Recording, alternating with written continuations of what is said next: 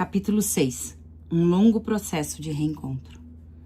10 meses após o acidente, depois de ter ficado vários meses sem poder falar e mastigar e passar por várias perícias médicas, veio a aposentadoria por invalidez. Eu não poderia mais ser professora. Então, após a separação de meus pais, fui com Aleph para Lages, onde encontrei nas aulas da minha irmã caçula, Lenice, uma pessoa incrível, a primeira pessoa que mostrou-me o que é inclusão de verdade. Me acolheu, respeitou meu tempo e acreditou que eu poderia ter um cão-guia. Aprendi muito com as crianças do APAS, com a Leila, irmã dela. O primeiro passo da aceitação da minha cegueira, quem segurou a minha mão foi ela, Lenice. Minha amada, trago comigo suas palavras. Karen, você pode fazer tudo o que quiser no teu tempo. Obrigada por ter me ensinado tanto, Lenice. Continue olhando por nós aí de cima. Ao passar dos dias, o processo de recuperação se tornara, além de doloroso, demorado, angustiante. Tenho essa percepção hoje. À época, eu não conseguia absorver todas as emoções e lidar com elas ao mesmo tempo. Para minha família, era necessário um diagnóstico médico fechado. Talvez eles não tivessem noção do quanto essa situação me deixava desconfortável. O futuro, o qual eu pertencia, não me era apropriado. Eu não sabia ser cega, eu não queria ser cega, eu estava realmente muito triste.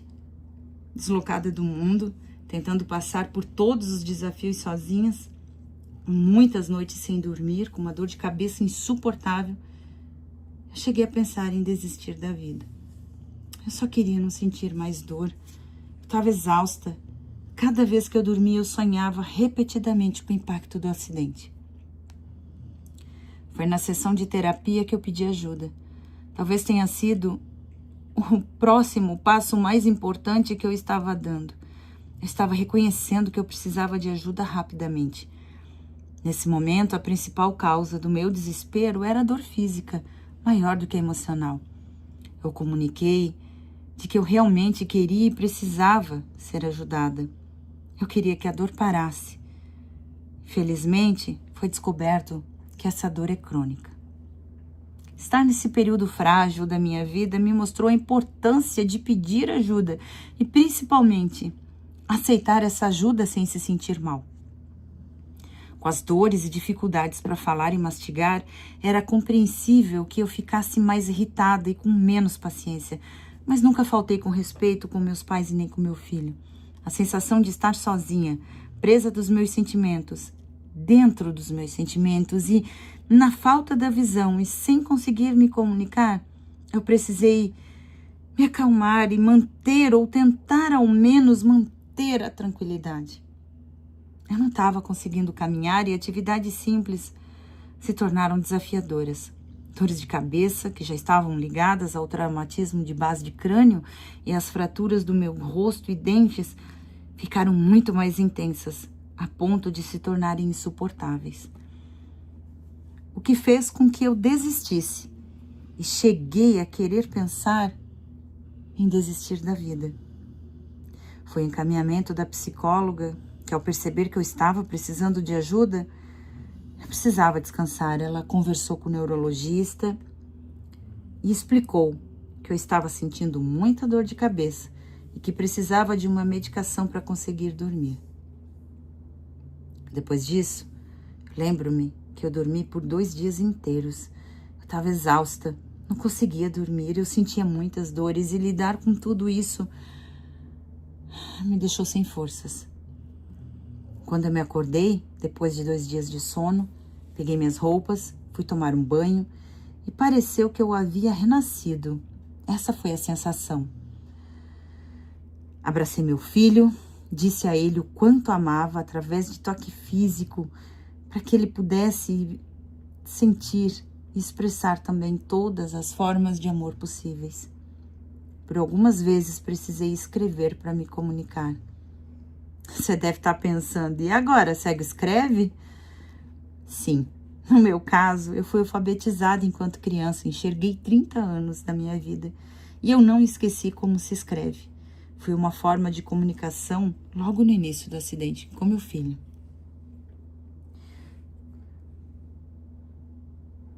Retomando um pouco, quando eu voltei para casa, logo depois do hospital, depois de uma semana internada, a maior felicidade que eu tive foi reencontrar meu filho, abraçar, estar com ele e poder participar da vida dele. Eu sabia que o motorista do ônibus tinha um filho mais ou menos da idade do meu. Um dos maiores significados da minha recuperação estava ali do meu lado, pequeno, frágil e sedento de amor e carinho. Foi para ele, por ele, que eu prometi que nunca mais iria desistir da minha vida e que eu iria aproveitar esta segunda chance de estar entre as pessoas que eu amava. Inevitavelmente, quando comecei a ir aos médicos, começaram a surgir os questionamentos. Por que eu estava caminhando com dificuldade, o porquê das dores de cabeça, e logo foi associado a eu não estar enxergando. Todas as vezes que eu precisava de médico ou de um especialista, era encaminhado o pedido para a seguradora e era providenciado o pagamento de todas as consultas. Eu repeti isso para cada um deles. Eu tinha que contar do acidente a detalhes e vinham pedidos de exames, retornos, promessas de tratamentos, suplementos. Por conta da dificuldade de mastigação, das lesões no rosto e por estar com os dentes fixados por uma massa que ajudava a segurar o aparelho fixo, eu não consegui comer e mastigar como antes. Passei 6 meses comendo papinha, vitamina, e o meu almoço era batido no liquidificador. Por conta disso, passei dos 69 quilos para incríveis 110. Eu sabia de todo o processo de recuperação, mas não imaginava que ele pudesse estar atingindo o meu peso e, por consequência, a minha autoestima. Várias foram as vezes em que me senti mal, triste, e muitas vezes a comida ou papinha que eu estava comendo não saciava. O suplemento que foi receitado, além de não me saciar, fazia com que eu engordasse. Então, comecei a associar as idas aos médicos a situações em que me colocavam para baixo e baixavam ainda mais minha autoestima. Eu preciso colocar aqui a minha opinião a respeito de como fui tratada por alguns profissionais da medicina. Cada consulta, eles pediam para eu relatar qual era a queixa. Eu explicava que estava com dificuldades para enxergar, pois naquele momento eu não tinha condição de aceitar a minha cegueira. E aí foram muitas idas ao médico. E para cada um, eu sentia que o especialista encaminhava para outro especialista. Até hoje eles acham que vão tratar uma parte só do corpo, esquecendo que a dor faz parte do corpo todo. Um especialista chegou a dizer que a minha dor física era uma reclamação para chamar atenção. Eu estava no caos, eu não queria saber do que ele achava. Particularmente, eu gostaria de não sentir mais dor física. Desde o acidente, eu tenho uma dor de cabeça crônica chamada hemicrania paroxística. Eu tive que aprender a conviver com essa dor, porque não foi me dada outra escolha. Passar o dia inteiro com dor e a noite sem conseguir dormir. Eu fiquei desnorteada. Uma coisa estava interligada na outra. Para ir na perícia médica, eu precisava de exames. Para fazer exames, eu precisava de especialistas. Para ir aos especialistas, eu precisava da solicitação e encaminhamento de outros médicos. Para fazer acompanhamento psicológico, eu precisava da solicitação de outro médico. Era interminável. Essas situações me deixavam chateada. Não havia um atendimento global. O neurologista tratava só da cabeça. O oftalmologista dos olhos, o bucomaxilo dos dentes. Eu estava desesperada, perdida e ninguém me ajudava. Por eu não estar dentro de um padrão, o padrão da cegueira, da pessoa cega, quando eu ia ao oftalmologista em Rio do Sul, não tinha especialistas. Então eu comecei a ouvir assim que meu olho desinchasse e o hematoma diminuísse, eu iria voltar a enxergar. E aí você acaba se agarrando no último fio de esperança, no fundo do meu ser eu sabia que não ia acontecer, sabe? Por mais que você reze, faça promessa, vá em busca de tudo que for possível, você sabe que não vai acontecer, é físico. O Natal de 2009 chegou e eu nunca fui de comer carne, mas o cérebro te prega peças e você sente o cheiro do Chester sendo assado. Eu me sentia tão faminta. Fazia muito tempo que eu não estava me alimentando com comida sólida e comida passada no liquidificador não sacia. Uma coisa é querer e outra é conseguir. Os dentes estavam moles. Embora estivesse ainda com o aparelho fixo, eu sentia muita dor no rosto. O mais interessante é que quando você se acidenta, às vezes as pessoas acham que devem tomar decisões por você. No meio da ceia de Natal, o assunto principal foi quando eu iria ou não receber um seguro, uma indenização. Nesse Natal, a pessoa com quem eu namorava foi me visitar com seus 2 filhos. Ele era pai solteiro, expressão que eu acho estranho, porque você é pai solteiro é outra coisa. Mas enfim, ele estava com seus 2 filhos e, logicamente, na mesa, na ceia de Natal. Meu pai não demorou para fazer piadas e comentários de mau gosto. Um comentário machista, principalmente na hora que a gente estava jantando. Aliás, eles estavam jantando. Eu não conseguia mastigar. Ele lançou de forma absurda, como se fosse dono da minha vida, a seguinte pergunta: Ei, você vai ficar com a Karen por conta do dinheiro que ela vai receber? Detalhe, a que ponto chegamos? Isso não é uma pergunta que se faz a uma pessoa em plena ceia de Natal. Aliás, em lugar nenhum. Não era apropriado uma pessoa expor a vida do seu filho nesse momento. Não era apropriado, mas o meu pai fez e ele estava satisfeito. Os absurdos maiores eu não vou colocar aqui, porque eu vou me preservar e preservar as demais pessoas envolvidas, mas eu nunca me senti... Nossa, foi muito triste. Mas, Karen, como é que você chegou a essa conclusão? Na terapia. Tempos depois, houveram outros comentários também a respeito da minha vida particular. Nas decisões que eu deveria tomar acerca da vida pessoal. O que eu deveria fazer, com quem eu deveria ficar, o que eu poderia e o que eu não poderia fazer. O mais triste dessa situação é que eu não conseguia falar literalmente nenhuma palavra por conta da dor. E a pessoa com quem eu namorava na época não se defendeu, eu não consegui defendê-lo e foi desgastante. Uma situação totalmente inadequada porque pessoas da minha família estavam tomando decisões sobre minha vida pessoal e amorosa. Eu não havia pedido ajuda. Para esse sentido, não. Eu não havia dado essa autorização para tais pessoas. Acredito que uma das piores situações na minha vida e na vida de uma pessoa com deficiência é quando as pessoas ao seu redor começam a decidir a sua vida. Isso não quer dizer que a gente não precise de ajuda. Aliás, eu já deixei claro aqui o quanto ajuda é importante.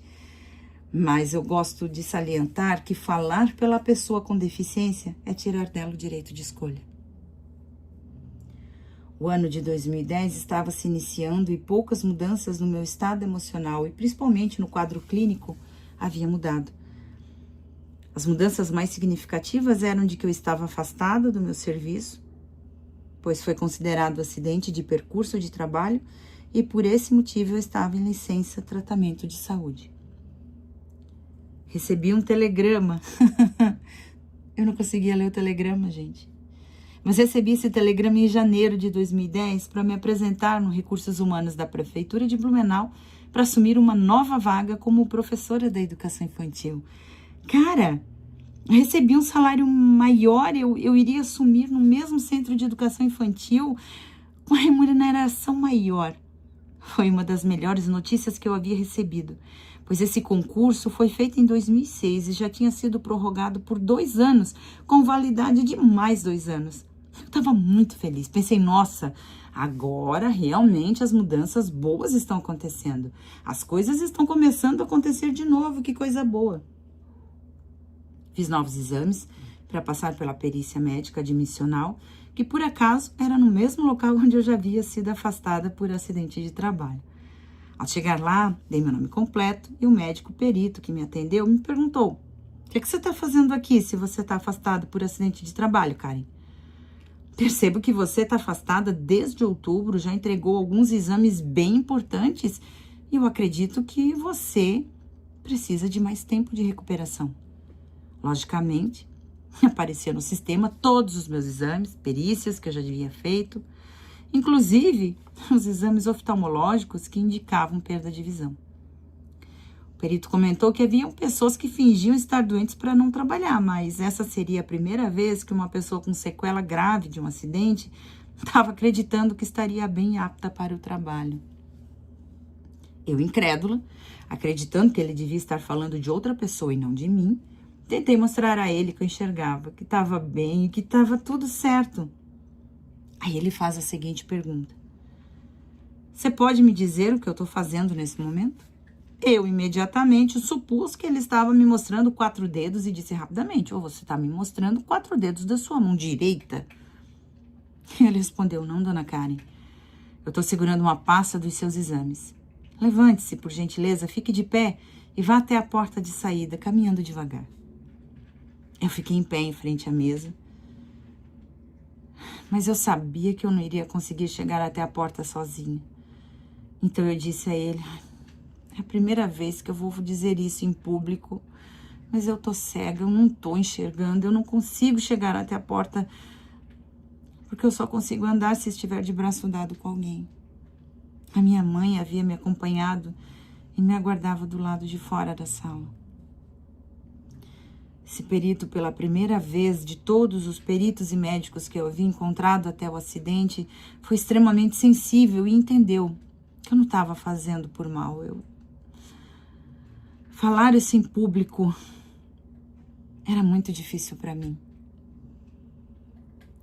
Ele pediu que eu sentasse e falou da seguinte forma: "Olha, dona Karen, seus exames demonstram que a senhora tem uma perda significativa de visão, e que infelizmente nesse momento eu não posso admiti-la para o serviço público, uma vez que a senhora já está em licença tratamento de saúde por acidente de trabalho. Aconselho que a senhora converse com o secretário de administração para ver essa sua questão.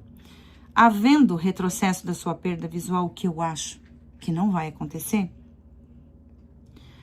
a senhora poderá assumir essa vaga no concurso público. Caso contrário, se os exames ainda comprovarem que a senhora tem perda total da visão, a senhora vai ser encaminhada para readaptação ou aposentadoria." Nossa, minha ficha caiu de novo. Nesse dia, meu desespero tomou conta. Esse médico querido foi a única pessoa que teve coragem de dizer que realmente estava acontecendo comigo, porque até então todos me davam falsas esperanças de que a visão iria voltar, que iria ficar tudo bem. Como estávamos em Blumenau, fui até a casa do então namorado, que eu achava que eu tinha, para conversarmos. Tomamos um café, como fazíamos antigamente, para eu contar sobre tudo o que estava acontecendo comigo, e achei que ali receberia acolhimento. Mas, infelizmente, não foi o que aconteceu. Nem sempre a pessoa que está do teu lado quer estar a teu lado. A mãe dele estava lhe visitando também, e eu estava com a minha mãe, e qual não foi a minha surpresa ao não ser bem recebida. Ele provavelmente havia contado a ela sobre o meu acidente, o que aconteceu no Natal. E foi a primeira vez que eu senti que eu estava sendo discriminada. Ele fez um café, nos serviu, me preparei para ir embora. Um pouco antes de sairmos de casa, eu ouvi a mãe dele dizer para ele assim, num canto: "Você tem que se livrar dela. Ela tá cega, você vai ter que cuidar dela, limpar até a bunda. Isso vai dar um problema. Acabe com isso de uma vez." Eu fui discriminada. E por conta da minha cegueira. A minha mãe estava perto, eu não estava acreditando. Eu perguntei: "Mãe, É verdade que eu tinha ouvido isso? E ela confirmou. Gente, como assim? Eu consigo cuidar de mim no que diz respeito à higiene pessoal. Vários momentos eu fiquei pensando no que ela falava, no que ela achava que eu não dava conta. Me senti mal, rejeitada. Como se uma faca atravessasse o meu peito. Eu fui embora. A partir daquele momento, as conversas foram espaçando. Fui me sentindo mal, triste. E ele acabou o namoro por mensagem de SMS, que, aliás, eu não consegui ler. Obviamente, eu estava cega. Eu tive que pedir para minha mãe ler para mim. Em abril de 2010. Uma frase assim: não tô conseguindo me achar. Quando eu voltar para a Terra, a gente conversa. Ele deve estar em outro planeta, porque nunca mais conversou comigo.